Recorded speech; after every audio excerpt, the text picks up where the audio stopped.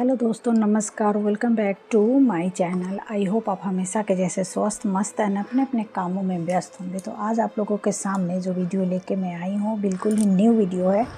और सबसे बड़ी बात, एक गुड न्यूज़ देनी है कि मेरा ये जो चैनल्स है वो लाइफ एंड छोटी, वो मेरा चैनल मोनेटाइज हो चुका है। और ये मोनेटाइजेशन का पहली वीडियो मैं आप लोगों के सामने शेयर कर रही हूँ। और आई थिंक आज है 18 मार्च 2025। तो ऐसे 17 मार्च को मेरा चैनल ये मोनो हुआ था। तो ये मोनो के बाद मेरा फर्स्ट वीडियो है। तो काफ़ी ज़्यादा डिफ़िकल्टी होती है चैनल मोनो करने का, और 1 साल के अंदर चैनल मोनो कर लेना ये यूट्यूब का एल्गोरिदम में है। और 1000 आपको सब्सक्राइब करना है, 4000 वॉच आवर करना है कंप्लीट। और चैनल पे कोई तरह का आपको कॉपीराइट क्लेम ना आया हो, कोई स्ट्राइक ना आया हो, चैनल बिल्कुल साफ़ सुथरा हो, तभी चैनल बहुत अच्छे तरीक़ों से रीयूज कंटेंट ना हो। तो चैनल बिल्कुल साफ़ सुथरा हो तो चैनल मोनेटाइज आपका 3 से 4 दिनों में आराम से हो जाता है, कोई ज़्यादा डिफ़िकल्टी होती नहीं है। तो बस ये चैनल मेरा मोनो हो चुका है। कुछ आप लोग दर्शक लोग भी वीडियोज़ को, मेरे स्टोरीज़ को काफ़ी ज़्यादा पसंद करते हैं, तो इसलिए मैं फिर एक न्यू स्टोरी लेकर आ गई हूँ। और स्टोरी जो है ना फ्रेंड्स, ये रियल है। तो वीडियो पूरा देखिएगा, इसकी बिल्कुल भी ना करिएगा। तो दोस्तों, ये जो कहानी है बिल्कुल नई कहानी है और रियल ही कहानी है। तो ये जो स्टोरी मैं आप लोगों के सामने लेकर आई हूँ, तो ये स्टोरी, तो फ्रेंड्स ये जो मैं स्टोरी आप लोगों के सामने लेकर आई हूँ एक बिल्कुल रियल स्टोरी है, बिल्कुल हॉरर्स है। तो आप वीडियो पूरा देखिएगा। तो कहानी जो है ना, ये कहानी शुरू होती है बैंक से। तो एक बैंक है, मैं बैंक का नाम नहीं बताना चाहती हूँ, एक ऐसे ही बैंक था, बहुत बड़ा बैंक था। और उसमें एक बूढ़ी अम्मा थी। वो बूढ़ी अम्मा हमेशा बैंक में करीब 1 महीने से आती थी। और आके बैंक के जो मैनेजर है, एक लेडीज़ थी उस बैंक की मैनेजर, उसके सामने आके, मतलब उसको मैनेजर से मिलने के लिए भी वेट करना पड़ता था, कुर्सी पे बैठी रहती थी। और उसके बाद जब उसकी नंबर आती थी तो अंदर जाती थी और फिर उस बोलती थी कि मेरा माफ़ कर दो। और उसका जो बंगला था, घर था, वो नीलामी हो रहा था, मतलब उसका नीलामी हो रही थी बंगला का। तो उसको माफ़ कराने के लिए बैंक में जाती थी। और उसका नीलामी का डेट 1 महीने के बाद उसका, मतलब बैंक वाले लोग सब उसके घर जाते और पूरा नीलामी करते। क्योंकि बैंक में जो लोन लिया जाता है, जो कर्ज़े होते हैं, वो कर्ज़ा अगर सही समय पे आप पूरा नहीं करोगे, ज़्यादा समय हो जाएगा, 10-12 साल 15 साल हो जाएगा, तो बैंक वाले आपका जितनी प्रॉपर्टी है ना वो जब्त कर देता है। ये गवर्नमेंट का नियम है।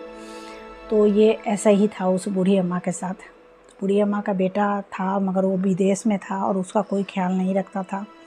पति था जिसकी डेथ हो चुकी थी और वो बिल्कुल अकेली थी। और उस बेचारी को ये भी नहीं पता था कि कितना ज़्यादा कर्जा है, बैंक से कितना ज़्यादा लोन ले चुका है। तो बराबर आती थी। तो फिर एक बार क्या हुआ ना कि मैनेजर को बहुत गुस्से से वो बोला कि अब तुम मत आओ बूढ़ी अम्मा, से अब जाओ। लेडीज बोली कि अब तुम जाओ, हम लोग कुछ नहीं कर सकते हैं, ऐसे उसने बोला।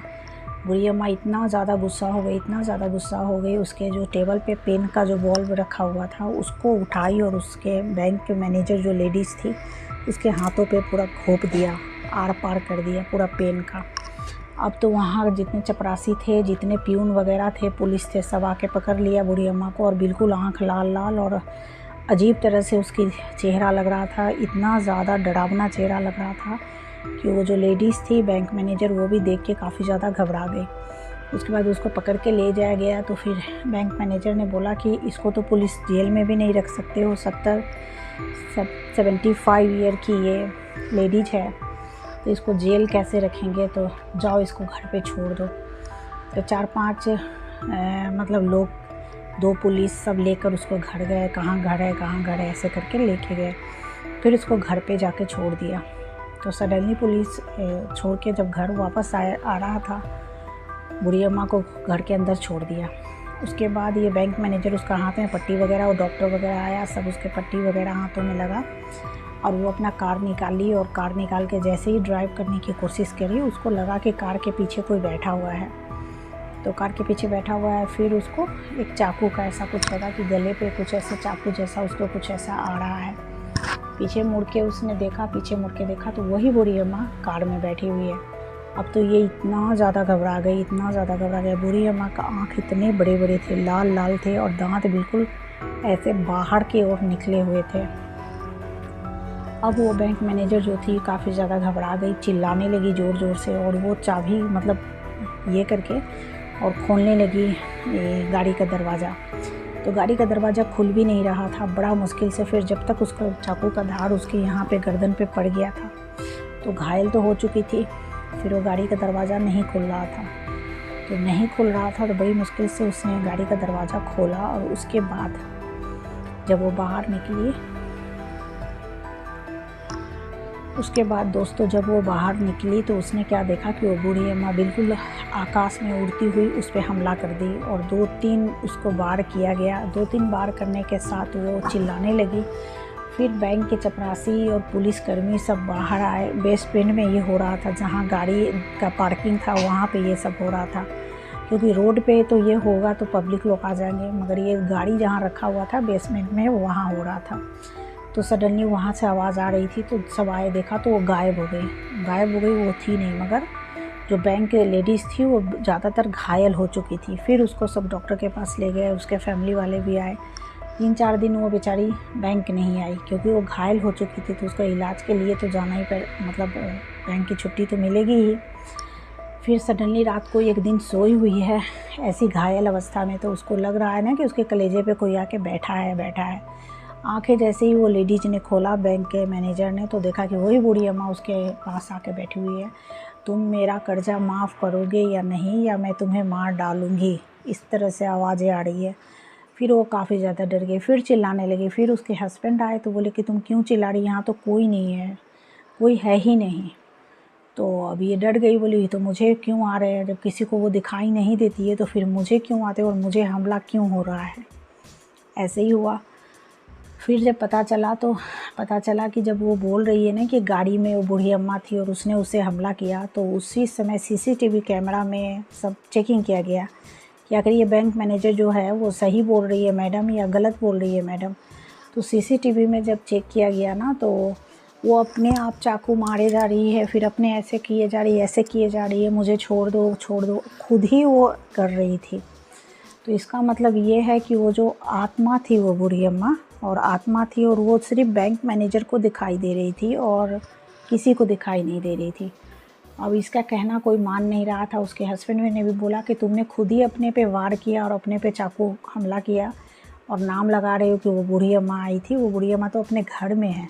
फिर वहाँ गया पुलिसकर्मी गए, बैंक अधिकारी लोग सब गए, तो वहाँ देखा कि बूढ़ी अम्मा बीमार पड़ी हुई है, बिस्तर पे अधमरी हालत में पड़ी हुई है। तो बोला अरे बूढ़ी अम्मा तो यहाँ है, तो फिर वो क्यों बोल रही है कि वो मुझे मार रही है, धमकी दे रही है, मेरे को बहुत ज़्यादा टॉर्चर कर रही है। तो ये बैंक मैनेजर जो है ना लेडीज, इसी के माइंड का कुछ ऐसा है, वही अपना कुछ कर रही है। ऐसा कह के फिर सारे लोग वापस चले आए।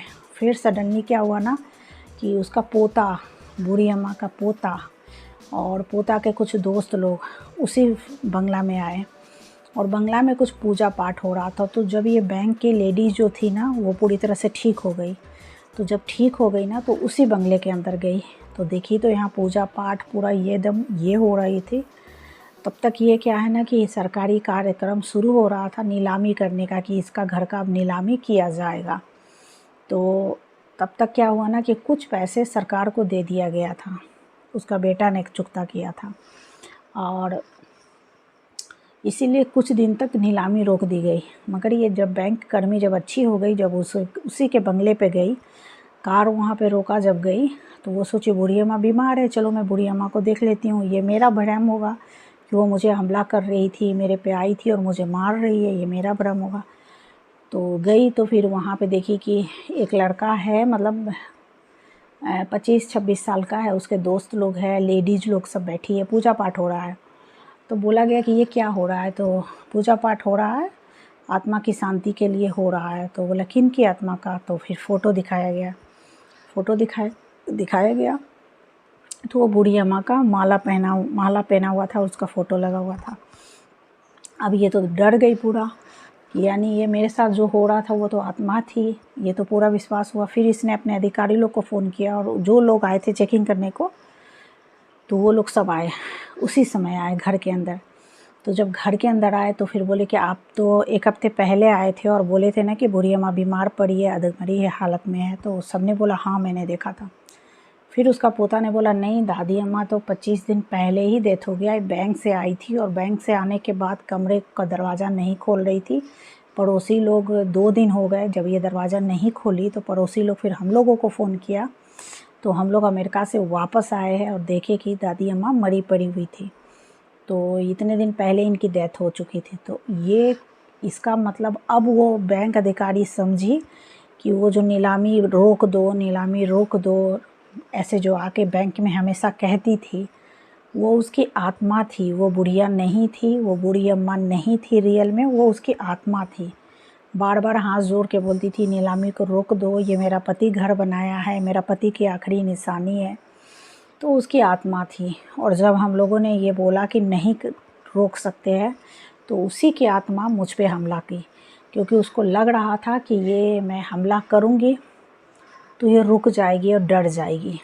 तो अब ये लोग को पूरी बात समझ में आई कि ये तो मर चुकी है और इसकी आत्मा रोकने की कोशिश कर रही थी। तो दोस्तों, इससे यही साबित होता है कि किसी का किसी पे इतना ज़्यादा लगाव हो जाता है, इतना ज़्यादा लगाव हो जाता है कि वो मरने के बाद भी उसको छोड़ता नहीं है, उससे हमेशा टच में बना रहता है और उसको मरने के बाद भी उस घर में उसका वास होता है, क्योंकि किसी किसी को घर का इतना ज़्यादा ये होता है। तो ये रियल ही स्टोरी थी और ये रियल स्टोरी मुझे इंस्टाग्राम पे मेरे एक फ्रेंड्स है उसने मुझे भेजे थे। उन्होंने कहा था और मैं आपको इसी वीडियोज़ में, अगले वीडियोज़ में आपको मैं दिखाऊंगी कि मेरे घर के 2 घर आगे एक बहुत बड़ा खंडर जैसा है और वहाँ पे बहुत अच्छे दंपति रहते थे। करीब मैक्सिमम 1 से 2 करोड़ का वो अभी बंगला होगा और इतने शौक़ से वो बंगला बनाए और उस बंगला का वो भोग नहीं कर रहे हैं, वो चले गए अमेरिका में रहने को। तो कितना मुश्किल से लोग घर बनाते हैं और घर बनाने का नतीजा ये होता है दोस्तों कि वो, क्योंकि हम लोग सब हार मांस के हैं, हम लोग सब किराया के मकान में हैं, ये कब हमारा टिकट कटेगा, हमारा ऊपर का बुलाहट कब आएगा, ये हम लोग किसी को नहीं पता। तो जब जिनकी बुलाहट होती है, ऊपर वाला जब जिनको बुलाते हैं, वो उसी समय उनकी टिकट कट जाती है। और ये बंगला, प्रॉपर्टी, घर सब अस्थिर ऐसे ही रहते हैं। कपड़े, ज्वेलरी जितने भी है वैसे ही रह जाते हैं, बिल्कुल थम सा जाता है, आत्मा विलीन हो जाती है और सारा संपत्ति धरती पे ही रह जाता है। इसलिए आज के इस कलयुग में ना ही किसी से बैर करे, ना ही किसी से झगड़ा करे और ना किसी से दुश्मनी करे। जो आया है वो जाएगा, जो जिसके पास है वो एक न एक दिन जाने ही वाला है। कोई यहाँ किसी को ले के नहीं है और कोई यहाँ, इसलिए बिंदास रहे, खुश रहे, मस्त रहे, जिए और जीने दे दूसरों को। तो मैं ये उम्मीद करती हूँ कि मेरी ये जो कहानी है आपको ज़्यादा पसंद अगर आ गई होगी तो अपने दोस्तों तक शेयर करिएगा।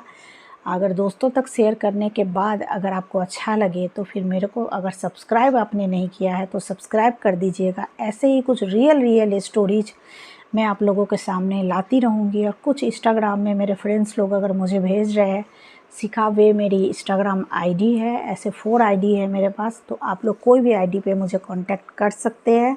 कुछ रियल स्टोरी अगर आप लोगों को पब्लिक तक पहुंचाना है तो आप मुझे मेल करें, मुझे मैसेज करें, तो मैं वो वाली स्टोरी अपने यूट्यूब चैनल पे डालूँगी और आप लोगों तक शेयर करूँगी।